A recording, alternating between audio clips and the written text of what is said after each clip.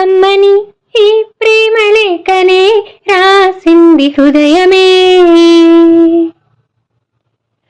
ప్రియతమా నీవచట కుశలమా నేనిచట కుశలమే.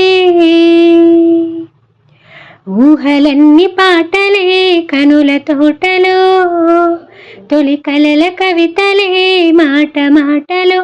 ఓహో కమ్మని ఈ ప్రేమ లేఖనే రాసింది హృదయమే.